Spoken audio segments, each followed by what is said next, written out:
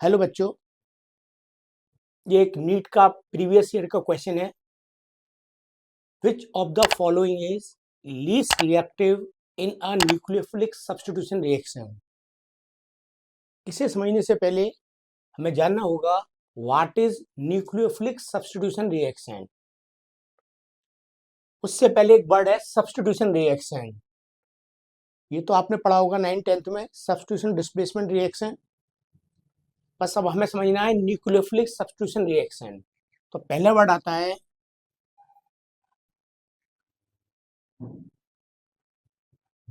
Nucleophile. Nucleophile means nuclear जो word लिया गया है that belong to the word nucleus. Phile word लिया गया है अट्रैक्शन। तो जिसका अट्रैक्शन किससे हो? न्यूक्लियस से, दैट इज कॉल्ड न्यूक्लियोफाइल। आप जानते हैं न्यूक्लियस पर चार्ज कैसा होता है? प्लस। तो डेफिनेटली अट्रैक्शन प्लस वाले का होगा माइनस से। Therefore nucleophile means any species which has negative charge और एक्सेस ऑफ इलेक्ट्रॉन, जिस पर या तो माइनस चार्ज हो या फिर इलेक्ट्रॉन ज्यादा हो। माइनस चार्ज का मतलब हो गया Cl minus. Excess of electron का मतलब हो गया, आप जानते हैं अमोनिया, जिस पर क्या होता है एक lone pair. That are nucleophile. ठीक, तो अब न्यूक्लियोफाइल आपको क्लियर हो गया होगा व्हाट आर न्यूक्लियोफाइल। हमें पढ़ना है nucleophilic substitution reaction.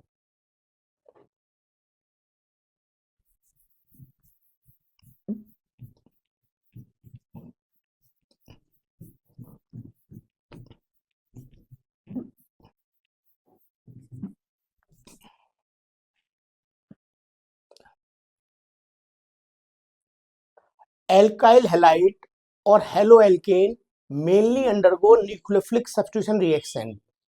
Alkyl halide कौन सा हो गया? RX। न्यूक्लियोफाइल मींस लिखा मैंने NU। NU कोई एलिमेंट नहीं है, सिंबल है न्यूक्लियोफाइल का, साइन लगा दिया नेगेटिव।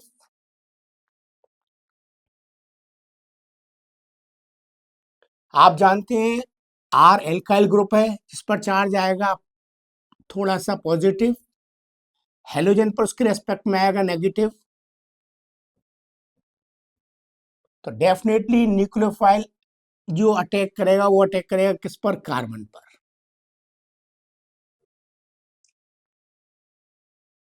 एल्काइल ग्रुप पर, क्योंकि उस पर चार्ज है पॉजिटिव।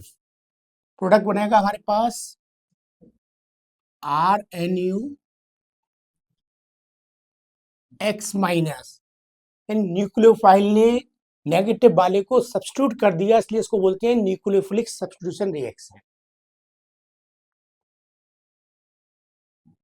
आप X नेगेटिव चार्ज है, सब्स्टिट्यूट किससे होगा? नेगेटिव वाले से। नेगेटिव वाला क्या है हमारे पास? न्यूक्लियोफाइल। अब हम अपने क्वेश्चन पर आते हैं। लीस्ट रिएक्टिव मींस जिसमें आसानी से सब्स्टिट्यूशन ना हो। जिसमें आसानी से सब्स्टिट्यूशन हो जाएगा वो तो होगी मोस्ट रिएक्टिव, पर क्वेश्चन पूछा गया लीस्ट रिएक्टिव।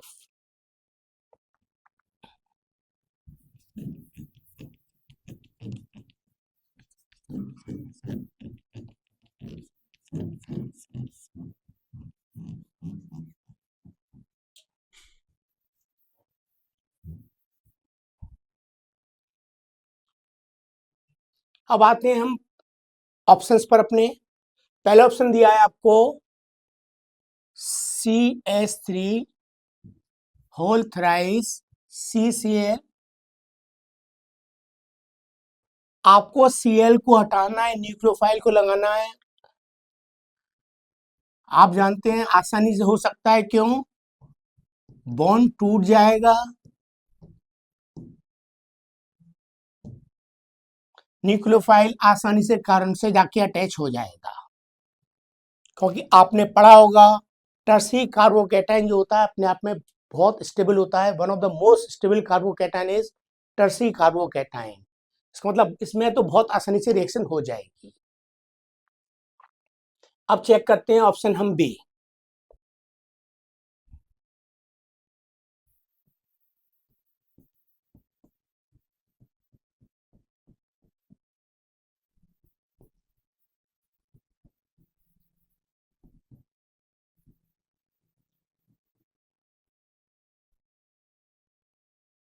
ऑप्शन बी दिया है आपको CH2 डबल बॉन्ड CaCl।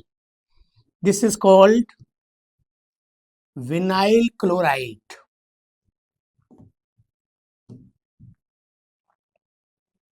अब इसमें हम बॉन्ड तोड़ कर देखते हैं। बॉन्ड तोड़ा आपको बना CH2 CH plus Cl minus. इसमें बना हमारा विनाइल कार्बोकेटाइन, जो अपने आप में कैसा होता है, अनस्टेबल।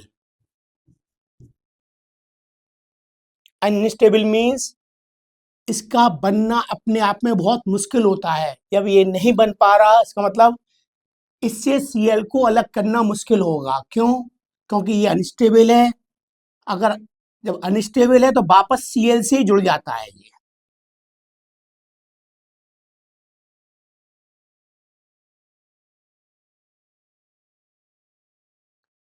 वापस अटैच हो जाएगा Cl से।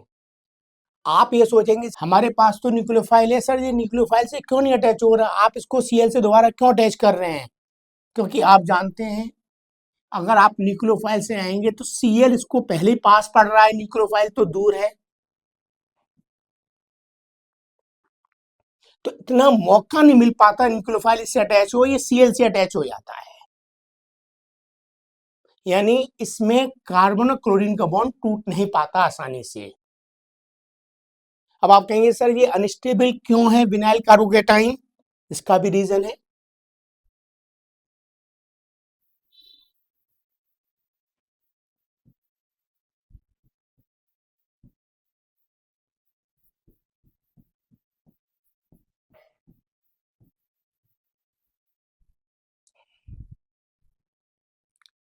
CH2 double bond CaCl, chlorine के आउटर मोस्ट में 7 इलेक्ट्रॉन, एक इलेक्ट्रॉन से बॉन्ड बना रहा है 3 लोन पेयर। आपने पढ़ा होगा दैट इज पाई बॉन्ड, उसके बाद सिग्मा बॉन्ड और लोन पेयर। जब पाई सिग्मा लोन पेयर होते हैं तो हमारा इफेक्ट लगता है रेजोनेंस इफेक्ट, वो होता है प्लस आर। रेजोनेंस में दो होते हैं, प्लस आर और minus R. Pi sigma lone pair वाला कहलाता है प्लस आर, जिसमें होता है lone pair goes away from atom. जिस पर भी लोन पेयर उससे अवे जाएंगे, अवे मीन्स इससे दूर। आप कहेंगे सर इससे दूर,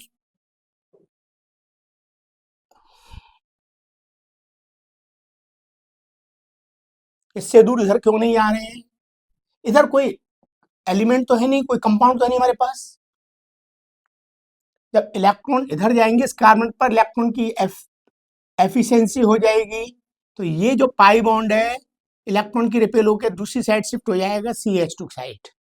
तो इसकी जो स्ट्रक्चर बनेगी नई दूसरी, वो ये स्ट्रक्चर होगी CH2 माइनस। रेजोनेंस में होता है डबल बॉन्ड सिंगल बॉन्ड में कन्वर्ट हो जाता है, सिंगल बॉन्ड डबल बॉन्ड में कन्वर्ट हो जाता है, इलेक्ट्रॉन चले गए, चार्ज आ गया पॉजिटिव, इस पर हो गए 2 लोन पेयर, क्योंकि एक लोन पर हमने शिफ्ट कर दिया, यहां पर वो लोन पेयर आ गया। अब आप खुद चेक कर सकते हैं, हम बना रहे थे विनाइल कार्बोकेटाइन, जबकि रेजोनेंस के हिसाब से क्या बन रहा है इसका, एनाइन, माइनस चार्ज आ रहा है। इसलिए इसका विनाइल कार्बोकेटाइन अनस्टेबल होता है ड्यू टू रेजोनेंस। इसका मतलब इसमें से हम Cl को अलग नहीं कर सकते, जब तक Cl अलग नहीं होगा न्यूक्लियोफिलिक सब्स्टिट्यूशन रिएक्शन नहीं हो सकती। इसलिए लीस्ट रिएक्टिव का आंसर हो गया हमारा बी। अब आप बाकी दो भी चेक कर सकते हैं इसके रेस्पेक्ट में।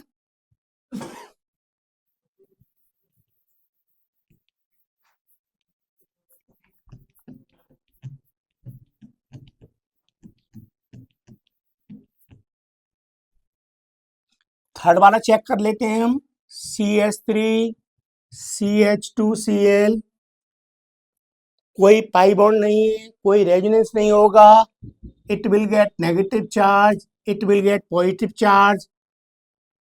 न्यूक्लियोफाइल आसानी से कार्बन पर क्या हो जाएगा, अप्रोच कर जाएगा, कोई प्रॉब्लम नहीं आएगी। अब चेक करते हैं हम फोर्थ ऑप्शन।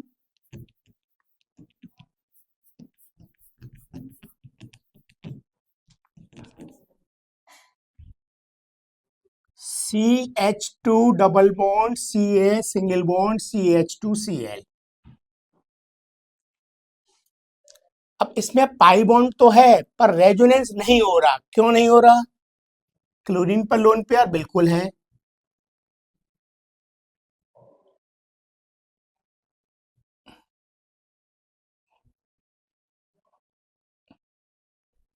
इसमें भी क्लोरीन पर लोन पेयर है, पर सिचुएशन क्या है, पाई सिग्मा और सिग्मा, जबकि रेजोनेंस में क्या हो रहा था, पाई सिग्मा लोन पेयर। इसका मतलब इस कंपाउंड में रेजोनेंस नहीं है। अब रेजोनेंस नहीं है, हम Cl को अलग करते हैं, बॉन्ड टूटेगा हमारा, CH2 double bond Ca single bond CH2 plus और Cl माइनस, आसानी से बॉन्ड टूट जाएगा, क्योंकि ये जो हमारा एलाइल कार्बोकैटायन है, ये अपने आप में कैसा होता है, स्टेबल। क्यों स्टेबल है? अब इसमें रेजोनेंस हो गया पाई सिग्मा पॉजिटिव चार्ज का, तो Cl आसानी से हट जाएगा। जब Cl हट जाएगा आसानी से, तो न्यूक्लियोफाइल इस पर आसानी से क्या कर जाएगा, अप्रोच कर जाएगा। तो हमने देखा बाकी तीन में तो आसानी से अप्रोच कर सकता है, ए में, सी में और डी में। बी में अप्रोच नहीं कर पा रहा, क्यों नहीं कर पा रहा? क्योंकि रेजोनेंस की वजह से विनाइल कार्बोकैटायन कैसा होता है, अनस्टेबल। तो हमेशा एक बात याद रखना, कभी भी ऑर्गेनिक केमिस्ट्री में ऑलवेज रिमेंबर, विनाइल कार्बोकैटायन कभी मत बनाना, हाईली अनस्टेबल याद रखना। कोई भी सिचुएशन आ जाए, कभी भी विनाइल कार्बोकैटायन नहीं बनाना होता है। टर्सरी बना लीजिए, प्राइमरी बना लीजिए, सेकेंडरी बना लीजिए, एलाइल तो अपने आप में स्टेबल है, विनाइल कभी नहीं बनाते हैं, क्योंकि सबसे अनस्टेबल कार्बोकैटायन माना जाता है। Now the next question is, in an SN2 substitution reaction of the type RBr plus Cl minus RCl plus minus, which one of the following has the highest reactivity rate? इसमें पूछा गया SN2 यानी nucleophilic substitution by molecular. ये to जो word use किया गया है that is for second order और बाई मॉलिक्यूलर के लिए, सेकेंड ऑर्डर और बाई मॉलिक्यूलर के लिए। बाई मॉलिक्यूलर मतलब क्या है, आपने चैप्टर पढ़ा होगा फिजिकल में, केमिकल काइनेटिक्स, जिसमें आती है मॉलिक्यूलरिटी, यानी स्लोएस्ट स्टेप में जितने मॉलिक्यूल टेक पार्ट लेते हैं उसी को कहते हैं ऑर्डर ऑफ रिएक्शन। तो SN2 का मतलब क्या हो गया, nucleophilic substitution of second order और बाई मॉलिक्यूलर। जैसा कि आप जानते हैं SN2 की रिएक्टिविटी का ऑर्डर होता है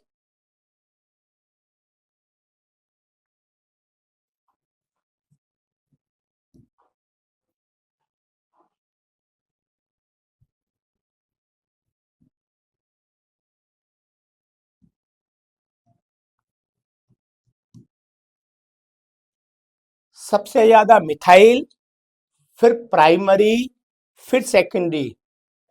टर्सरी में जनरली SN2 रिएक्शन नहीं होती है, हालांकि कुछ बुक्स में दिया जाता है, लेकिन बेसिकली टर्सरी की में SN2 की रिएक्शन नहीं होती है। SN2 रिएक्शन होती है, सबसे फास्ट होती है मिथाइल में, उससे थोड़ी सी स्लो होती है प्राइमरी में। सेकेंडरी एक ऐसा कंपाउंड है जिसमें SN1 भी हो सकती है, SN2 भी हो सकती है, कंडीशन पर डिपेंड करता है। लेकिन प्राइमरी और मिथाइल इनमें मेनली रिएक्शंस होती है SN2 रिएक्शन। अब आते हैं हम अपने ऑप्शंस पर। पहला ऑप्शन दिया हुआ है CH3 CH2 CH2Br। आप जानते हैं CH2Br, जब CH2Br आ गया that is the primary halide 1 degree. यहां पर भी क्या आ गया, CH2Br 1 डिग्री। यहां पर भी क्या आ गया, CH2Br 1 डिग्री, और डी ऑप्शन में भी क्या है, CH2Br 1 डिग्री। एक चीज तो आपने नोट की, दो चारों जो हाईलाइट दिए हुए हैं कैसे दिए हुए हैं आपको, प्राइमरी।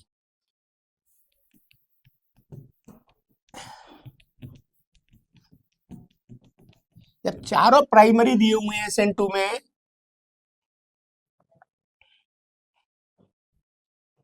अब आता है सर हम कैसे पहचानेंगे चारों प्राइमरी में। अब आपको देखना है, हमें क्या देखना है,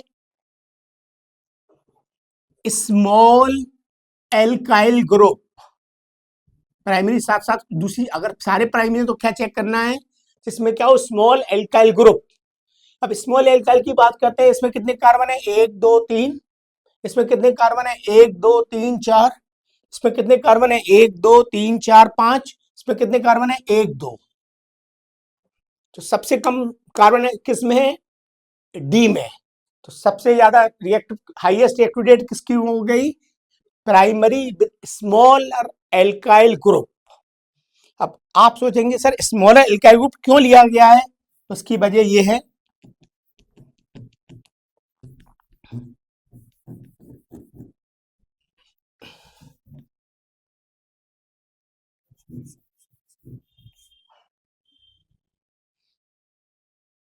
क्योंकि SN2 में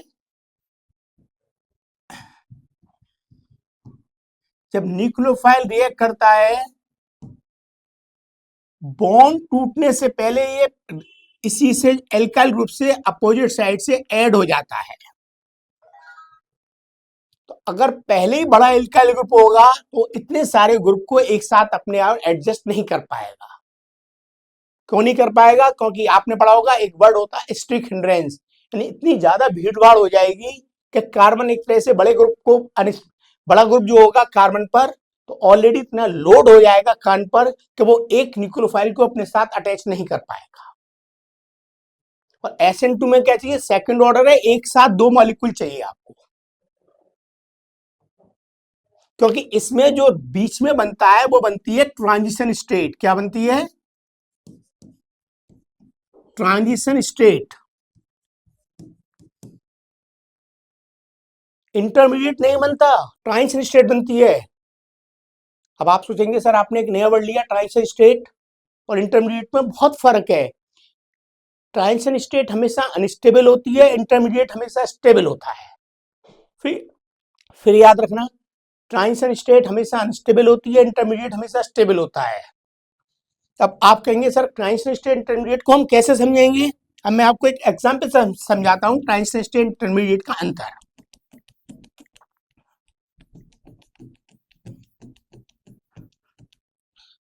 सपोज कीजिए आपने 12th का एग्जाम दिया है और रिजल्ट नहीं आया है, तो आपसे पूछा जाएगा आप किस क्लास में पढ़ रहे हैं। आप ये भी नहीं कह सकते हम 12th में पढ़ रहे हैं, क्यों, क्योंकि 12th का एग्जाम दे दिया। आप ये भी नहीं कह सकते सर हम BSc कर रहे हैं, क्यों, रिजल्ट नहीं आया। तो जिस स्टेट को डिफाइन न कर पाए that is called transition state. अब आगे इंटरमीडिएट, 12 के एग्जाम देने के बाद रिजल्ट आ गया और आप पास हो गए। अब आपकी एक चीज क्लियर हो गई, अब आप बीच में, अब आपको आप वापस 12th में नहीं आ सकते, अब आपको आगे ही जाना होगा। और ट्रांजिशन स्टेट क्या थी, 12th का रिजल्ट नहीं आया, बाई चांस कोई बच्चा फेल हो जाता है तो वापस भी 12th में आ सकता है, that is called transition state. तो जिसको हम डिफाइन न कर पाए, हम अनस्टेबल हो जाए, ट्रांजिशन स्टेट, यानी इसमें आगे जाने की गुंजाइश और पीछे आने की गुंजाइश बराबर बनी रहे, ठीक, ट्रांजिशन स्टेट। और इंटरमीडिएट जो बिल्कुल एक तरफ चला जाए। और एक एग्जांपल देता हूं आपको ट्रांजिशन स्टेट इंटरमीडिएट की। सपोज कीजिए आप अपने घर के मेन गेट के बाहर रैंप पे खड़े हैं, तो आप में से कोई बता सकता है आप सड़क पर खड़े हैं, घर पर खड़े हैं। रैंप जो होती है गेट के बाहर होती है, सड़क से पहले होती है। तो रैंप पे खड़े होने का मतलब हम रोड पर भी हैं और घर पर भी हैं, घर वाले के हिसाब से रोड पर हैं और रोड वाले के हिसाब से घर पर है, that is called transition state, जिसको हम डिफाइन नहीं कर पाए। अब केमिस्ट्री में ट्रांजिशन स्टेट क्या हो गई, देखिए हमने ऑप्शन डी लिया था, CH3CH2Br रिएक्ट कर रहा है हमारा न्यूक्लियोफाइल। अब देखिए ट्रांजिशन स्टेट बना रहा हूं मैं इसकी, CH यहां पर आ गया CH3, यहां पर आ गया Br, हमारे पास रिएक्ट करने वाला न्यूक्लियोफाइल है, इस पर नेगेटिव चार्ज, इस पर पॉजिटिव चार्ज, न्यूक्लियोफाइल आ गया कार्बन पर। तो क्या क्या स्ट्रक्चर नजर आएगी आपको?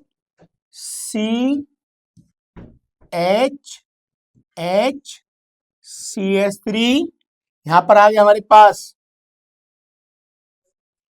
न्यूक्लियोफाइल और यहां पर आ गया Br। मतलब क्या है? Br छोड़ना चाह रहा है, न्यूक्लियोफाइल जोड़ना चाह रहा है। तो इसमें ना तो Br पूरी तरह छोड़ पाया, ना न्यूक्लियोफाइल जोड़ पाया। तो हम इसको बता नहीं सकते ये रिएक्टेंट का पार्ट है, प्रोडक्ट। रिएक्टेंट क्या था जब Br था, प्रोडक्ट क्या होगा जब न्यूक्लियोफाइल आ जाएगा। तो इसमें Br भी है, न्यूक्लियोफाइल दोनों है, और दोनों अधूरे अधूरे हैं। अधूरे मींस Br हटना चाह रहा है, न्यूक्लियोफाइल जोड़ना चाह रहा है। तो आप इसको बता नहीं सकते सर ये रिएक्टेंट है, प्रोडक्ट। इसका मतलब हम इसको डिफाइन नहीं कर सकते, इसलिए इसको बोलते हैं ट्रांजिशन स्टेट। तो इसमें दो मॉलिक्यूल टेक पार्ट ले रहे हैं, एक तो एल्काइल हैलाइड, दूसरा न्यूक्लियोफाइल, इसलिए इसको बोलते हैं SN2 reaction, nucleophilic substitution of second order. तो उम्मीद है आपको थोड़ा सा समझ में आ गया होगा। Thank you.